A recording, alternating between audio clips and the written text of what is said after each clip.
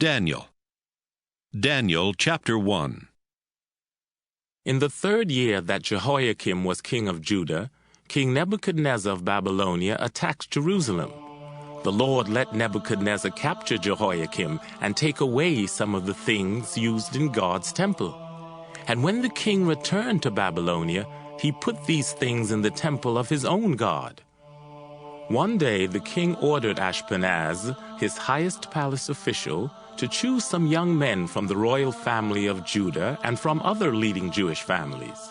The king said, "They must be healthy, handsome, smart, wise, educated, and fit to serve in the royal palace.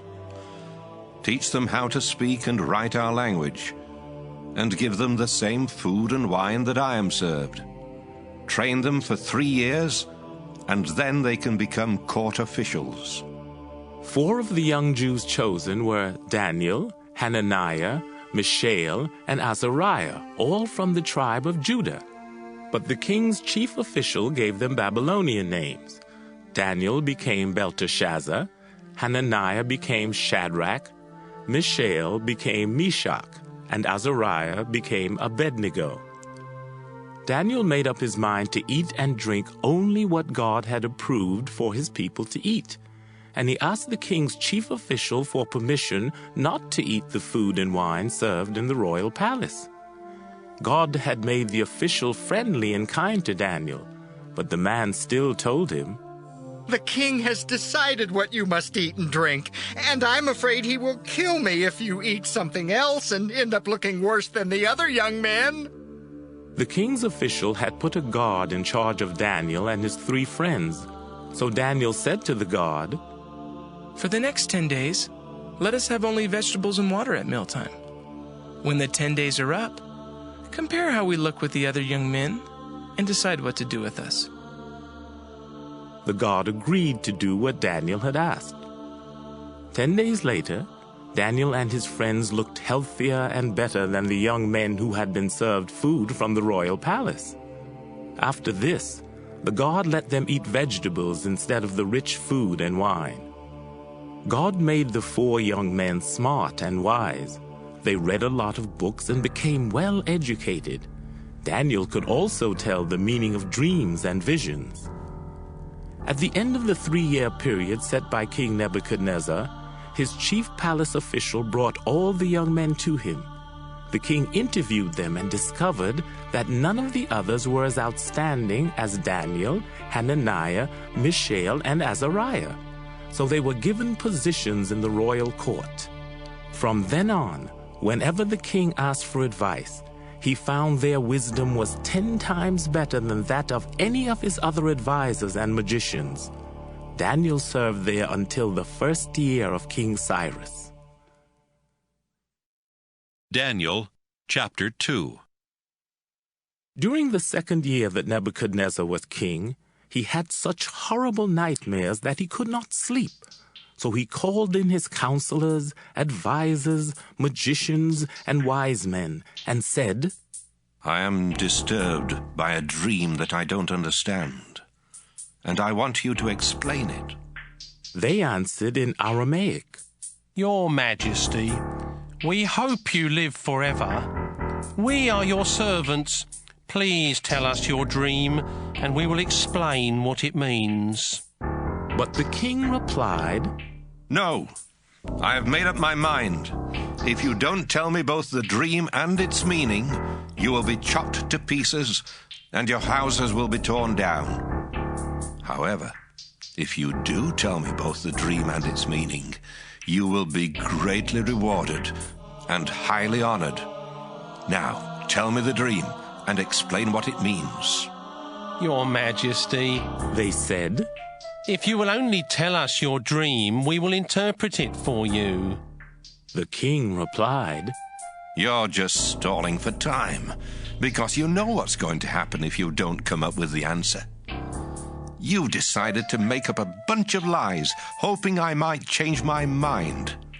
Now tell me the dream, and that will prove that you can interpret it." His advisors explained, "Your Majesty, you are demanding the impossible. No king, not even the most famous and powerful, has ever ordered his advisors, magicians or wise men to do such a thing. It can't be done, except by the gods, and they don't live here on earth. This made the king so angry that he gave orders for every wise man in Babylonia to be put to death, including Daniel and his 3 friends. Arioch was the king's official in charge of putting the wise men to death. He was on his way to have it done when Daniel very wisely went to him and asked, "Why did the king give such cruel orders?" After Arioch explained what had happened, Daniel rushed off and said to the king, "If you will just give me some time, I'll explain your dream." Daniel returned home and told his 3 friends. Then he said, "Pray that the God who rules from heaven will be merciful and explain this mystery so that we and the others won't be put to death." In a vision one night, Daniel was shown the dream and its meaning. Then he praised the God who rules from heaven. "Our God, your name will be praised forever and forever. You are all-powerful and you know everything. You control human events. You give rulers their power and take it away, and you are the source of wisdom and knowledge. You explain deep mysteries because even the dark is light to you. You are the God who was worshipped by my ancestors. Now I thank you and praise you for making me wise and telling me the king's dream together with its meaning." Daniel went back to Arioch, the official in charge of executing the wise men. Daniel said, "Don't kill those men. Take me to the king, and I will explain the meaning of his dream." Arioch rushed Daniel to the king and announced, "Your Majesty, I have found out that one of the men brought here from Judah can explain your dream." The king asked Daniel, Can you tell me my dream and what it means? Daniel answered, "Your Majesty, not even the smartest person in all the world can do what you are demanding. But the God who rules from heaven can explain mysteries. And while you were sleeping, he showed you what will happen in the future. However, you must realize that these mysteries weren't explained to me because I'm smarter than everyone else. Instead, it was done so that you would understand what you have seen. Your Majesty, what you saw standing in front of you was a huge and terrifying statue, shining brightly.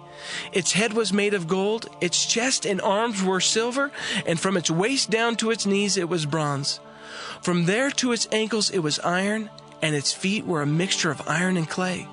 As you watched, a stone was cut from a mountain, but not by human hands. The stone struck the feet, completely shattering the iron and clay. Then the iron, the clay, the bronze, the silver, and the gold were crushed and blown away without a trace, like husks of wheat at threshing time. But the stone became a tremendous mountain that covered the entire earth. That was the dream, and now I'll tell you what it means. Your Majesty, you are the greatest of kings, and God has highly honored you with power over all humans, animals, and birds. You are the head of gold. After you are gone, another kingdom will rule, but it won't be as strong. Then it will be followed by a kingdom of bronze that will rule the whole world. Next, a kingdom of iron will come to power, crushing and shattering everything. This fourth kingdom will be divided. It will be both strong and brittle, just as you saw that the feet and toes were a mixture of iron and clay.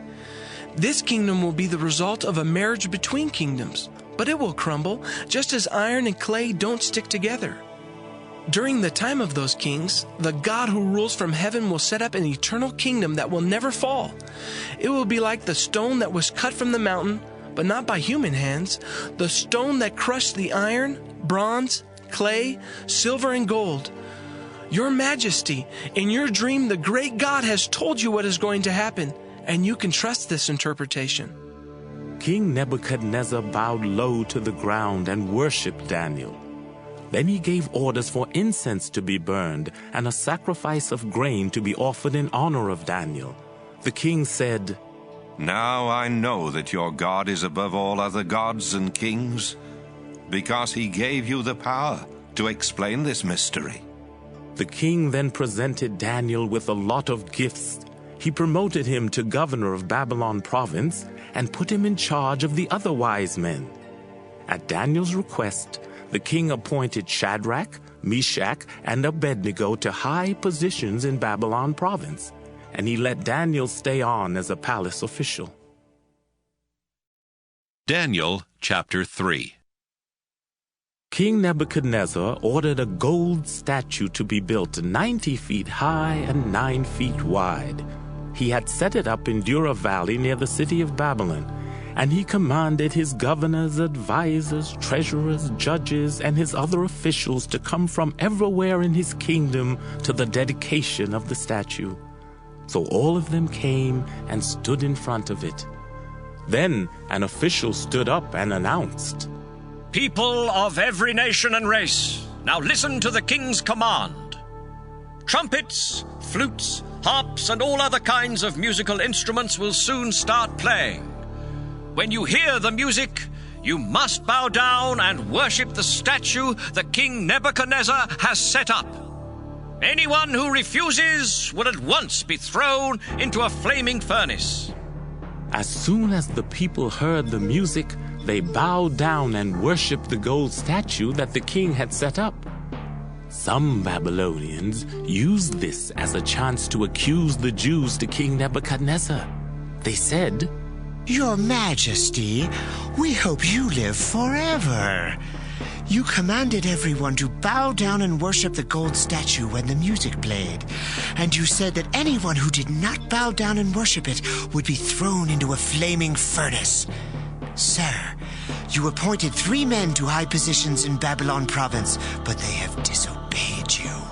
Those Jews, Shadrach, Meshach, and Abednego, refuse to worship your gods and the statue you have set up." King Nebuchadnezzar was furious, so he sent forth the 3 young men and said, I hear that you refuse to worship my gods and the gold statue I have set up. Now, I'm going to give you one more chance. If you bow down and worship the statue when you hear the music, everything will be all right. But if you don't, you will at once be thrown into a flaming furnace. No god can save you from me." The 3 men replied, "Your Majesty, we don't need to defend ourselves. The God we worship can save us from you and your flaming furnace. But even if he doesn't, we still won't worship your gods and the gold statue you have set up." Nebuchadnezzar's face twisted with anger at the 3 men, and he ordered the furnace to be heated 7 times hotter than usual. Next, he commanded some of his strongest soldiers to tie up the men and throw them into the flaming furnace. The king wanted it done at that very moment, so the soldiers tied up Shadrach, Meshach, and Abednego and threw them into the flaming furnace with all their clothes still on, including their turbans. The fire was so hot that flames leaped out and killed the soldiers. Suddenly, the king jumped up and shouted, Weren't only 3 men tied up and thrown into the fire? "Yes, Your Majesty." The people answered. But I see 4 men walking around in the fire. The king replied, None of them is tied up or harmed, and the 4th one looks like a god. Nebuchadnezzar went closer to the flaming furnace and said to the 3 young men, You servants of the Most High God, come out at once. They came out, and the king's high officials, governors, and advisors all crowded around them. The men were not burned. Their hair wasn't scorched, and their clothes didn't even smell like smoke. King Nebuchadnezzar said, Praise their God for sending an angel to rescue his servants. They trusted their God and refused to obey my commands. Yes, they chose to die rather than to worship or serve any god except their own. And I won't allow people of any nation or race to say anything against their God. Anyone who does will be chopped up, and their houses will be torn down, because no other god has such great power to save. After this happened, the king appointed Shadrach, Meshach, and Abednego to even higher positions in Babylon province. Daniel chapter 4. King Nebuchadnezzar sent the following letter to the people of all nations and races on the earth. Greetings to all of you. I am glad to tell you about the wonderful miracles God Most High has done for me. His miracles are mighty and marvelous. He will rule forever, and his kingdom will never end. I was enjoying a time of peace and prosperity when suddenly I had some horrifying dreams and visions. Then I commanded every wise man in Babylonia to appear in my court, so they could explain the meaning of my dream. After they arrived, I told them my dream, but they were not able to say what it meant. Finally, a young man named Daniel came in, and I told him the dream. The holy gods had given him special powers, and I had renamed him Belteshazzar, after my own god. I said, "Belteshazzar, not only are you the wisest of all advisors and counselors, but the holy gods have given you special powers to solve the most difficult mysteries. So listen to what I dreamed, and tell me what it means." In my sleep, I saw a very tall tree in the center of the world. It grew stronger and higher until it reached to heaven and could be seen from anywhere on earth. It was covered with leaves and heavy with fruit, enough for all nations. Wild animals enjoyed its shade, birds nested in its branches, and all creatures on earth lived on its fruit. While I was in bed, having this vision, a holy angel came down from heaven and shouted, "Chop down the tree and cut off its branches. Strip off its leaves and scatter its fruit. Make the animals leave its shade and send the birds flying from its branches. But leave its stump and roots in the ground, surrounded by grass and held by chains of iron and bronze. Make sure that this ruler lives like the animals out in the open fields, unprotected from the dew. Give him the mind of a wild animal for 7 long years. This punishment is given at the command of the holy angels. It will show to all who live that God Most High controls all kingdoms and chooses for their rulers persons of humble birth." Daniel, that was the dream that none of the wise men in my kingdom were able to understand. But I am sure that you will understand what it means, because the holy gods have given you some special powers. For a while, Daniel was terribly confused and worried by what he was thinking. But I said, "Don't be bothered either by the dream or by what it means." Daniel replied, "Your Majesty, I wish the dream had been against your enemies. You saw a tree that grew so big and strong that it reached up to heaven and could be seen from anywhere on earth. Its leaves were beautiful, and it produced enough fruit for all living creatures. Animals lived in its shade, and birds nested in its branches. Your Majesty, that tree is you. Your glorious reputation has reached heaven, and your kingdom covers the earth. Then you saw a holy angel come down from heaven and say, "Chop down the tree and destroy it, but leave its stump and roots in the ground, fastened there by a chain of iron and bronze. Let it stay for 7 years out in the field with the wild animals, unprotected from the dew." Your Majesty, God Most High has sent you this message, and it means that you will be forced to live with the wild animals far away from humans. You will eat grass like a wild animal and live outdoors for 7 years until you learn that God Most High controls all earthly kingdoms and chooses their rulers. But he gave orders not to disturb the stump and roots. This is to show that you will be king once again, after you learn that the God who rules from heaven is in control. Your Majesty, please be willing to do what I say. Turn from your sins and start living right. Have mercy on those who are mistreated. Then all will go well with you for a long time. About 12 months later, I was walking on the flat roof of my royal palace and admiring the beautiful city of Babylon when these things started happening to me. I was saying to myself, just look at this wonderful capital city that I have built by my own power and for my own glory. But before I could finish speaking, a voice from heaven interrupted. King Nebuchadnezzar, this kingdom is no longer yours. You will be forced to live with the wild animals away from people. For 7 years you will eat grass as though you were an ox, until you learn that God Most High is in control of all earthly kingdoms, and that He is the one who chooses their rulers. This was no sooner said than done. I was forced to live like a wild animal. I ate grass and was unprotected from the dew. As time went by, my hair grew longer than eagle feathers, and my fingernails looked like the claws of a bird. Finally, I prayed to God in heaven, and my mind was healed.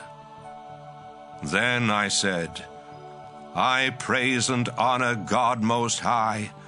He lives forever, and His kingdom will never end. To Him the nations are far less than nothing. God controls the stars in the sky and everyone on this earth. When God does something, we cannot change it or even ask why. At that time, my mind was healed, and once again I became the ruler of my glorious kingdom. My advisors and officials returned to me, and I had greater power than ever before.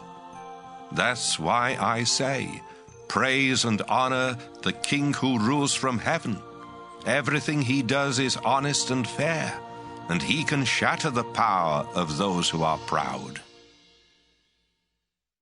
Daniel chapter 5. One evening, King Belshazzar gave a great banquet for 1,000 of his highest officials, and he drank wine with them. He got drunk and ordered his servants to bring in the gold and silver cups his father Nebuchadnezzar had taken from the temple in Jerusalem. Belshazzar wanted the cups so that he and all his wives and officials could drink from them. When the gold cups were brought in, everyone at the banquet drank from them and praised their idols made of gold, silver, bronze, iron, wood, and stone. Suddenly, a human hand was seen writing on the plaster wall of the palace. The hand was just behind the lampstand, and the king could see it writing. He was so frightened that his face turned pale, his knees started shaking, and his legs became weak. The king called in his advisors, who claimed they could talk with the spirits of the dead and understand the meanings found in the stars.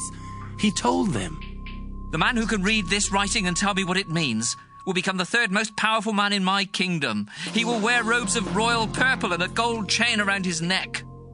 All of King Belshazzar's highest officials came in, but not one of them could read the writing or tell what it meant, and they were completely puzzled.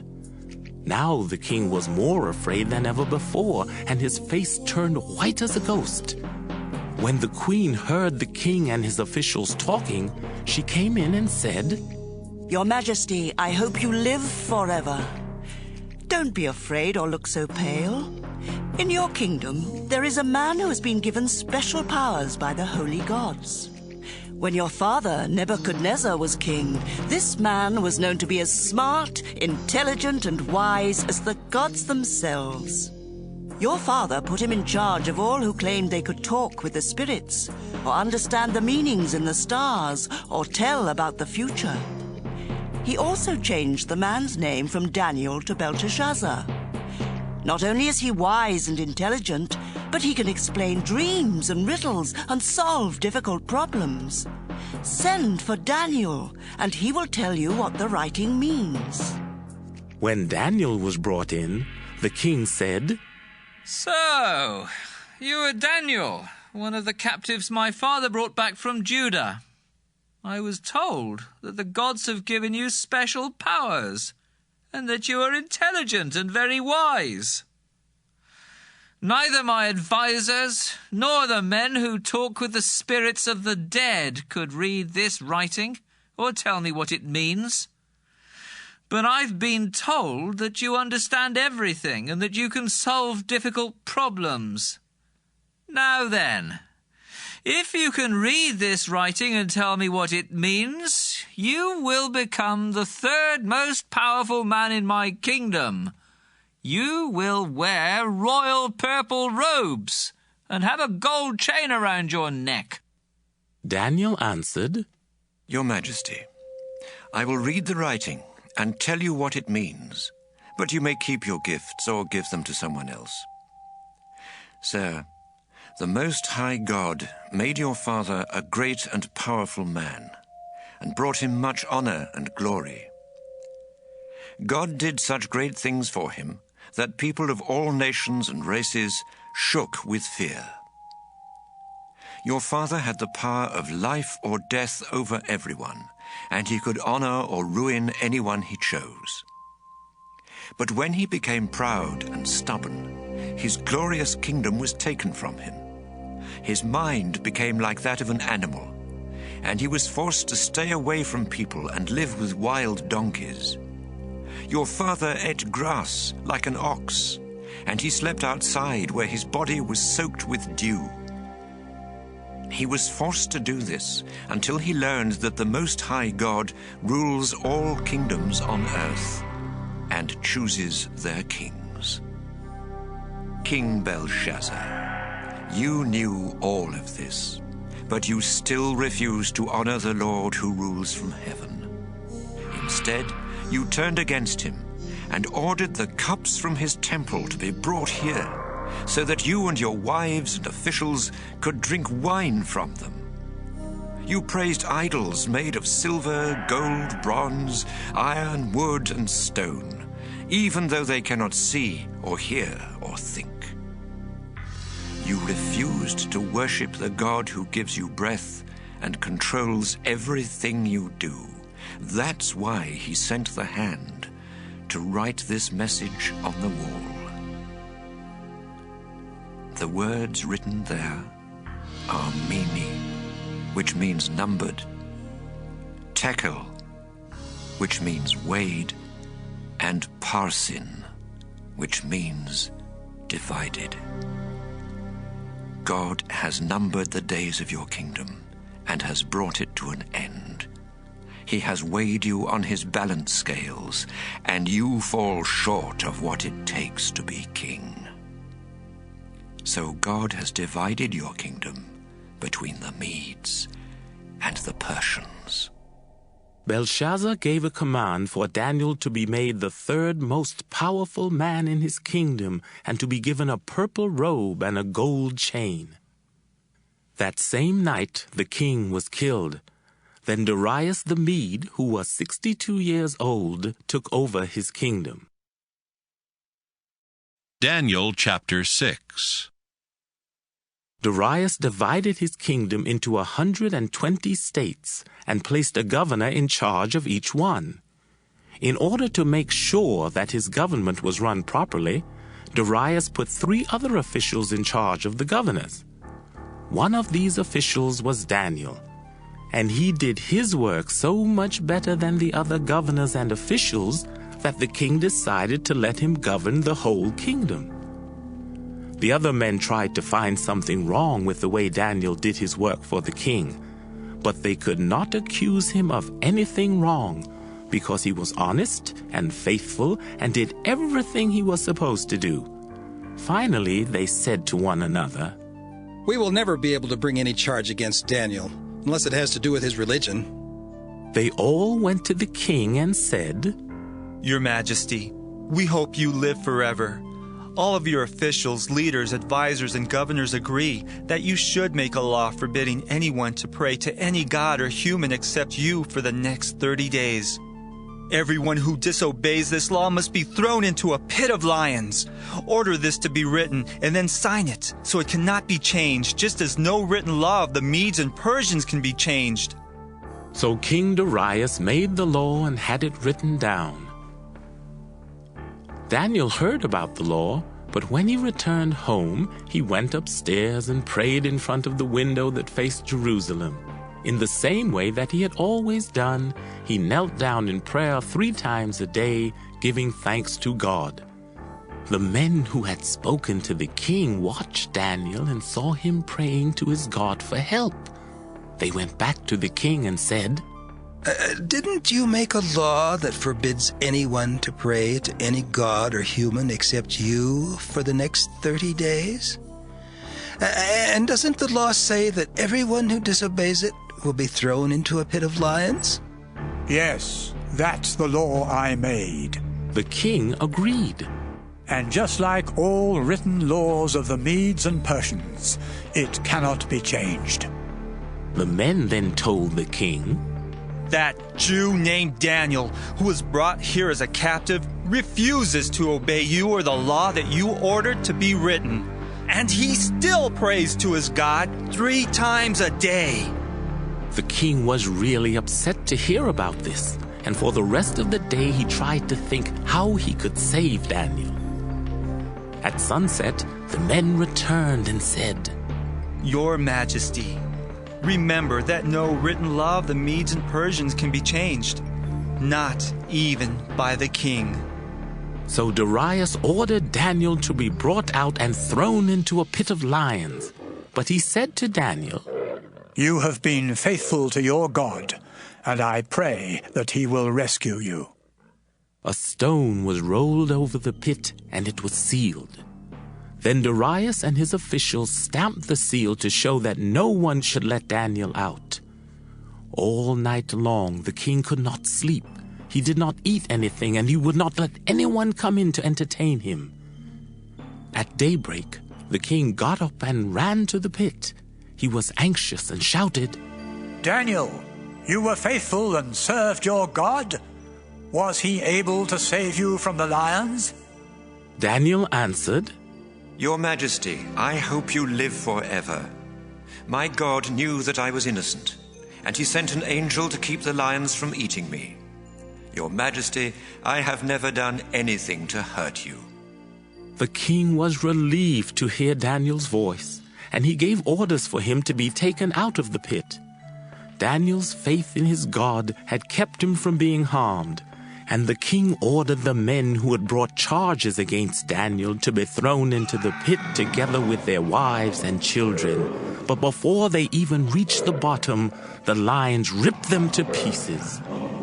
King Darius then sent this message to all people of every nation and race in the world. Greetings to all of you. I command everyone in my kingdom to worship and honor the God of Daniel. He is the living God, the one who lives forever. His power and his kingdom will never end. He rescues people and sets them free by working great miracles. Daniel's God has rescued him from the power of the lions. All went well for Daniel while Darius was king, and even when Cyrus the Persian ruled. Daniel chapter 7. Daniel wrote, In the first year of King Belshazzar of Babylonia, I had some dreams and visions while I was asleep one night, and I wrote them down. The 4 winds were stirring up the mighty sea, when suddenly 4 powerful beasts came out of the sea. Each beast was different. The first was like a lion with the wings of an eagle. As I watched, its wings were pulled off. Then it was lifted to an upright position and made to stand on 2 feet, just like a human, and it was given a human mind.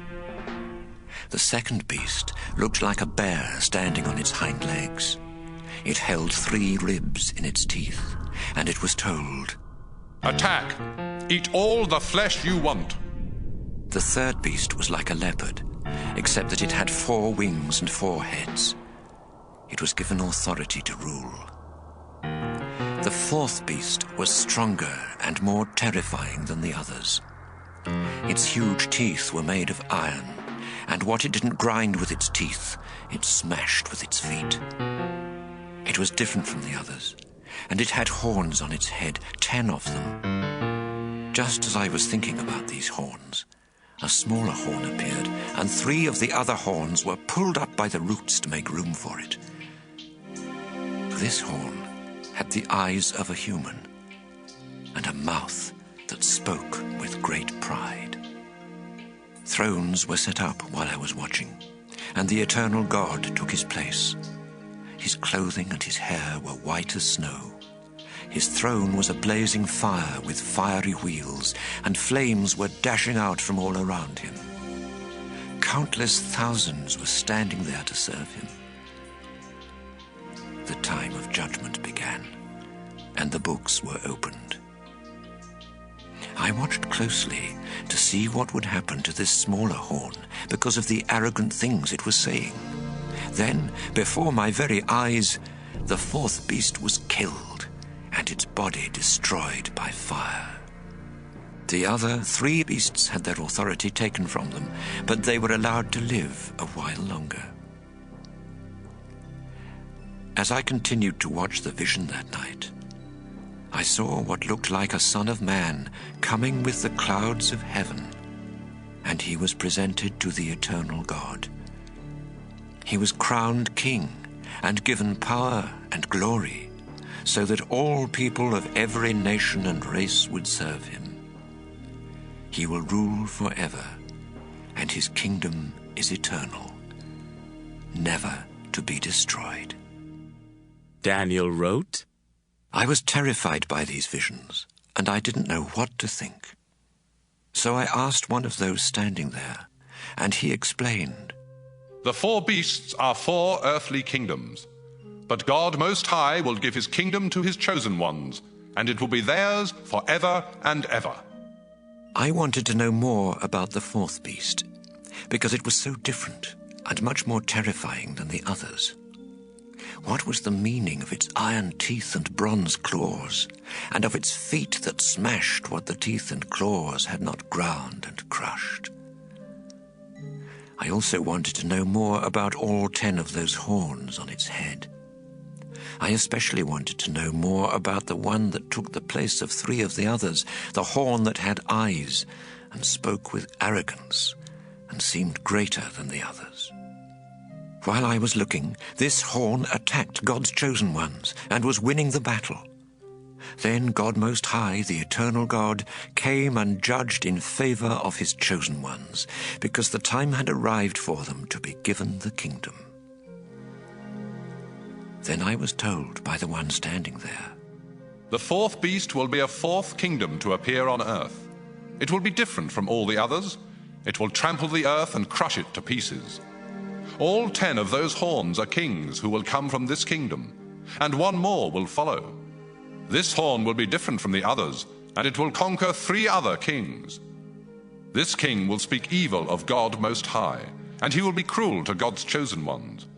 He will try to change God's law and the sacred seasons, and he will be able to do this for a time, 2 times, and half a time. But he will finally be judged, and his kingdom completely destroyed. Then the greatest kingdom of all will be given to the chosen ones of God Most High. His kingdom will be eternal, and all others will serve and obey him. That was what I saw and heard. I turned pale with fear and kept it all to myself. Daniel chapter 8. Daniel wrote, In the 3rd year of King Belshazzar of Babylonia, I had a second vision in which I was in Susa, the chief city of Babylonia's Elam province. I was beside the Ulai River when I looked up and saw a ram standing there with 2 horns on its head. Both of them were long, but the second one was longer than the first. The ram went charging towards the west, the north, and the south. No other animals were strong enough to oppose him, and nothing could save them from his power. So he did as he pleased, and became even more powerful. I kept on watching and saw a goat come from the west and charge across the entire earth without even touching the ground. Between his eyes was a powerful horn, and with tremendous anger the goat started toward the ram that I had seen beside the river. The goat was so fierce that its attack broke both horns of the ram, leaving him powerless. Then the goat stomped on the ram, and no one could do anything to help. After this, the goat became even more powerful. But at the peak of his power, his mighty horn was broken, and 4 other mighty horns took its place, one pointing to the north and one to the east, one to the south and one to the west. A little horn came from one of these, and its power reached to the south, the east, and even to the Holy Land. It became so strong that it attacked the stars in the sky, which were heaven's army. Then it threw some of them down to the earth and stomped on them. It humiliated heaven's army and dishonored its leader by keeping him from offering the daily sacrifices. In fact, it was so terrible that it even disgraced the temple and wiped out true worship. It also did everything else it wanted to do. Then one of the holy angels asked another, "When will the daily sacrifices be offered again? What about this horrible rebellion? When will the temple and heaven's army no longer be trampled in the dust?" The other answered, "It will be 2,300 evenings and mornings before the temple is dedicated and in use again." Daniel wrote, I was trying to figure out the meaning of the vision when someone suddenly appeared there beside me. And from beside the Ulai River, a voice like that of a human said, "Gabriel, help him understand the vision." Gabriel came over, and I fell to the ground in fear. Then he said, "You are merely a human, but you need to understand that this vision is about the end of time." While he was speaking, I fell face down in a deep sleep. But he lifted me to my feet and said, "Listen, and I will tell you what will happen at the end of time, when God has chosen to show his anger. The 2 horns of the ram are the kings of Media and Persia. The goat is the kingdom of Greece, and the powerful horn between his eyes is the first of its kings. After this horn is broken, 4 other kingdoms will appear, but they won't be as strong. When these rulers have become as evil as possible, their power will end. And then a king who is dangerous and cannot be trusted will appear. He will gain strength, but not on his own, and he will cause terrible destruction. He will wipe out powerful leaders and God's people as well. His deceitful lies will make him so successful that he will think he is really great. Suddenly, he will kill many people, and he will even attack God, the supreme ruler, but God will crush him. This vision about the evenings and mornings is true, but these things won't happen for a long time, so don't tell it to others." After this, I was so worn out and weak that it was several days before I could get out of bed and go about my duties for the king. I was disturbed by this vision that made no sense to me. Daniel chapter 9. Daniel wrote, Some years later, Darius the Mede, who was the son of Xerxes, had become king of Babylonia. And during his first year as king, I found out from studying the writings of the prophets that the Lord had said to Jeremiah, "Jerusalem will lie in ruins for 70 years. Then, to show my sorrow, I went without eating and dressed in sackcloth and sat in ashes. I confessed my sins and earnestly prayed to the Lord my God. Our Lord, you are a great and fearsome God, and you faithfully keep your agreement with those who love and obey you. But we have sinned terribly by rebelling against you and rejecting your laws and teachings. We have ignored the messages your servants, the prophets, spoke to our kings, our leaders, our ancestors, and everyone else. everything you do is right, our Lord.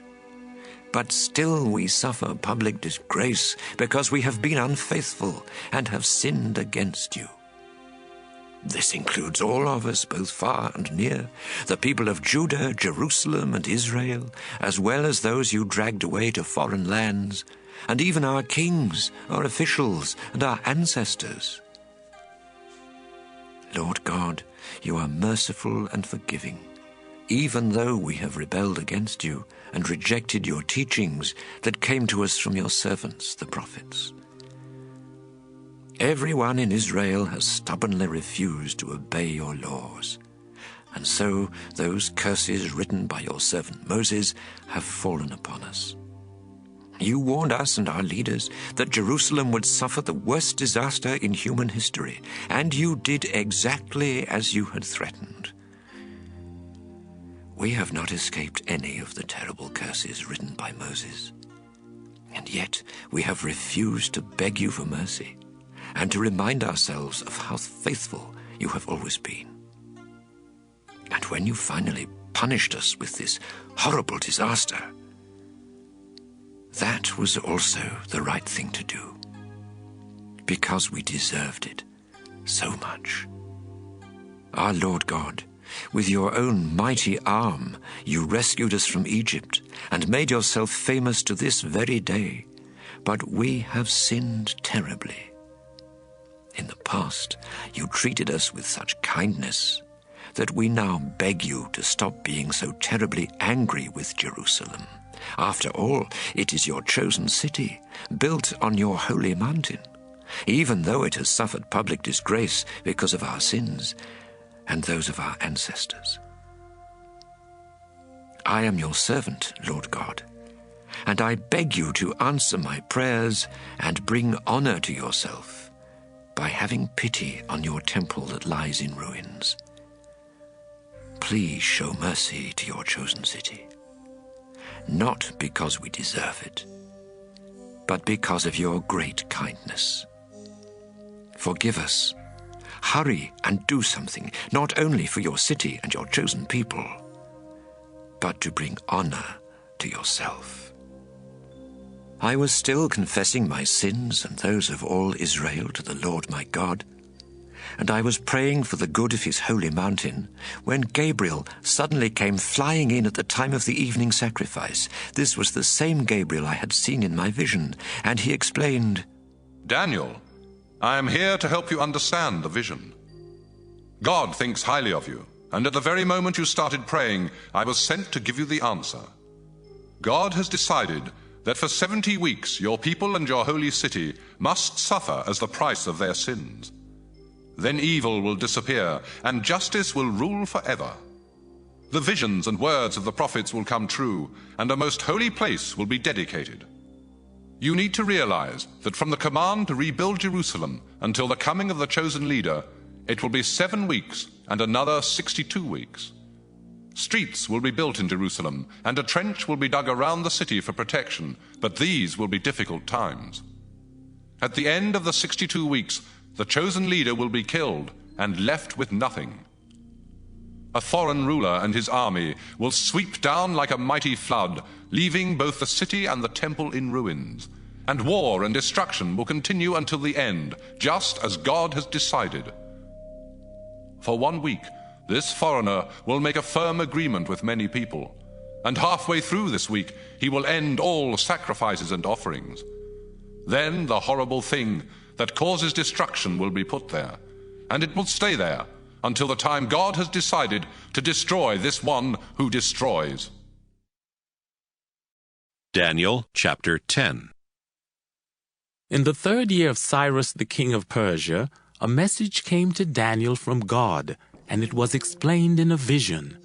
The message was about a horrible war, and it was true.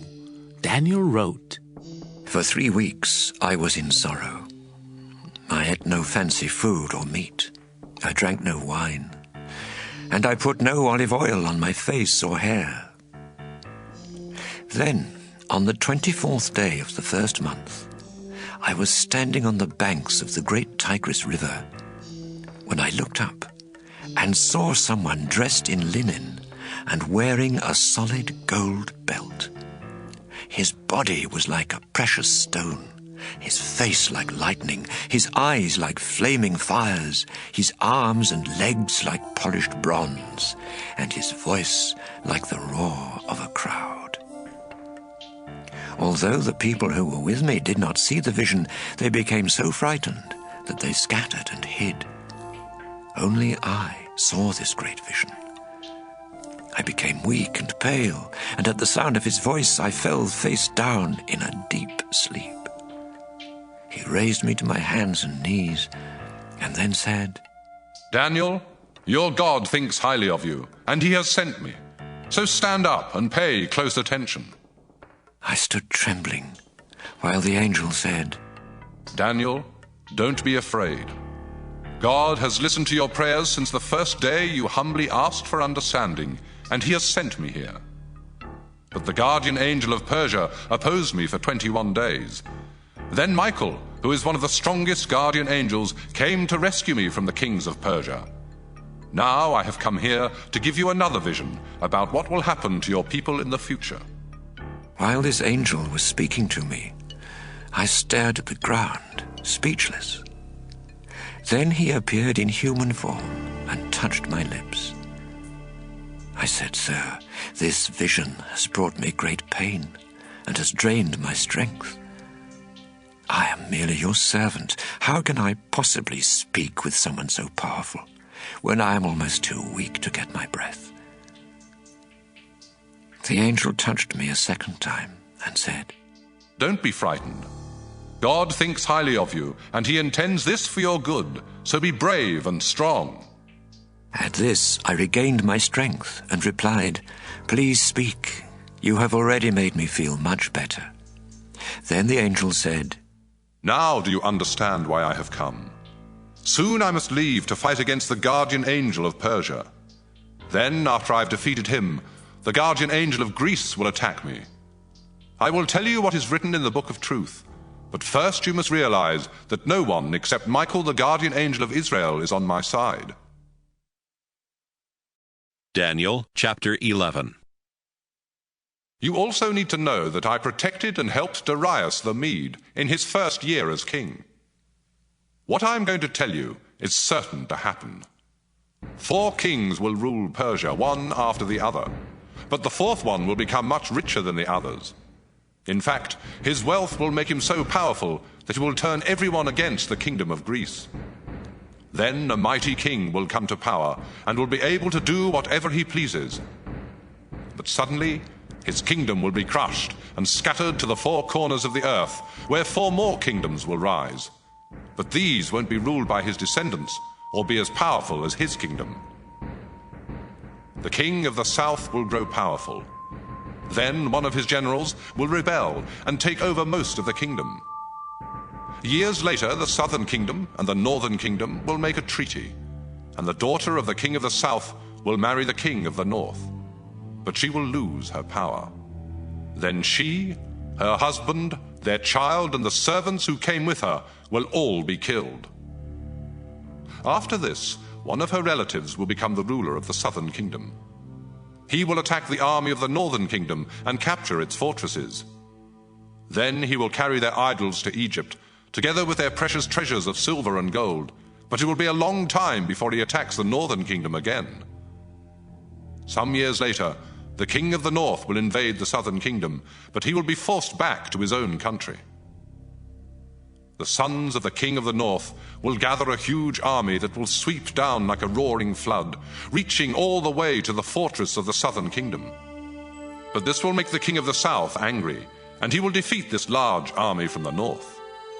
The king of the south will feel proud because of the many thousands he has killed, but his victories won't last long, because the king of the north will gather a larger and more powerful army than ever before. Then, in a few years, he will start invading other countries. At this time, many of your own people will try to make this vision come true by rebelling against the king of the south, but their rebellion will fail. Then the army from the north will surround and capture a fortress in the south, and not even the most experienced troops of the southern kingdom will be able to make them retreat. The king who invaded from the north will do as he pleases, and he will even capture and destroy the Holy Land. In fact, he will decide to invade the south with his entire army. Then he will attempt to make peace by giving the king of the south a bride from the northern kingdom, but this won't be successful. Afterwards, this proud king of the north will invade and conquer many of the nations along the coast, but a military leader will defeat him and make him lose his pride. He will retreat to his fortresses in his own country, but on the way he will be defeated and never again be seen. The next king of the north will try to collect taxes for the glory of his kingdom. However, he will come to a sudden end in some mysterious way, instead of in battle or because of someone's anger. The successor of this king of the north will be a worthless nobody who doesn't come from a royal family. He will suddenly appear and gain control of the kingdom by treachery. Then he will destroy armies and remove God's chosen high priest. He will make a treaty, but he will be deceitful and break it, even though he has only a few followers. Without warning, he will successfully invade a wealthy province, which is something his ancestors never did. Then he will divide among his followers all of its treasures and property, but none of this will last very long. He will gather a large and powerful army, and with great courage he will attack the king of the south. The king of the south will meet him with a much stronger army, but he will lose the battle, because he will be betrayed by members of the royal court. He will be ruined, and most of his army will be slaughtered. The two kings will meet around a table and tell evil lies to each other, but their plans will fail, because God has already decided what will happen. Then the king of the north will return to his country with great treasures, but on the way he will attack the religion of God's people and do whatever else he pleases. At the time God has decided, the king of the north will invade the southern kingdom again, but this time things will be different. Ships from the west will come to attack him, and he will be discouraged. Then he will start back to his own country and take out his anger on the religion of God's faithful people, while showing kindness to those who are unfaithful. He will send troops to pollute the temple and the fortress, and he will stop the daily sacrifices. Then he will set up that horrible thing that causes destruction. The king will use deceit to win followers from those who are unfaithful to God, but those who remain faithful will do everything possible to oppose him. Wise leaders will instruct many of the people, but for a while, some of these leaders will either be killed with swords or burned alive, or else robbed of their possessions and thrown into prison. They will receive only a little help in their time of trouble, and many of their followers will be treacherous. Some of those who are wise will suffer, so that God will make them pure and acceptable until the end, which will still come at the time he has decided. This king will do as he pleases. He will proudly claim to be greater than any god and will insult the only true God. Indeed, he will be successful until God is no longer angry with his people. This king will reject the gods his ancestors worshipped and the God preferred by women. In fact, he will put himself above all gods and worship only the so-called God of fortresses, who was unknown to his ancestors. And he will honor it with gold, silver, precious stones, and other costly gifts. With the help of this foreign god, he will capture the strongest fortresses. Everyone who worships this god will be put in a position of power and rewarded with wealth and land. At the time of the end, the king of the south will attack the kingdom of the north. But its king will rush out like a storm with war chariots, cavalry, and many ships. Indeed, his forces will flood one country after another. And when they reach the Holy Land, tens of thousands will be killed. But the countries of Edom and Moab and the ruler of Ammon will escape. The king of the north will invade many countries, including Egypt, and he will take its rich treasures of gold and silver. He will also conquer Libya and Ethiopia. But he will be alarmed by news from the east and the north, and he will become furious and cause great destruction. After this, he will set up camp between the Mediterranean Sea and Mount Zion. Then he will be destroyed, and no one will be able to save him. Daniel chapter 12. Michael, the chief of the angels, is the protector of your people, and he will come at a time of terrible suffering, the worst in all of history. And your people who have their names written in the book will be protected. Many of those who lie dead in the ground will rise from death. Some of them will be given eternal life, and others will receive nothing but eternal shame and disgrace.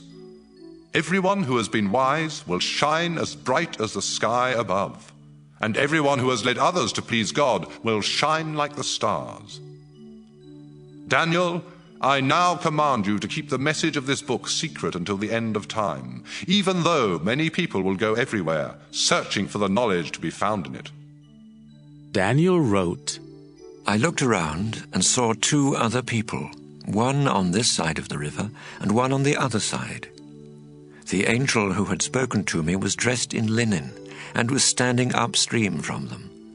So one of the two beside the river asked him, How long before these amazing things happen? The angel then raised both hands toward heaven and said, In the name of the God who lives forever, I solemnly promise that it will be a time, 2 times, and half a time. Everything will be over when the suffering of God's holy people comes to an end. I heard what the angel said, but I didn't understand. So I asked, Sir, how will it all end? The angel in my vision then replied, Daniel, go about your business, because the meaning of this message will remain secret until the end of time. Many people will have their hearts and lives made pure and clean, but those who are evil will keep on being evil and never understand. Only the wise will understand. There will be 1,290 days from the time that the daily sacrifices are stopped until someone sets up the horrible thing that causes destruction. God will bless everyone who patiently waits until 1,335 days have gone by. So, Daniel, be faithful until the end. You will rest, and at the end of time you will rise from death to receive your reward.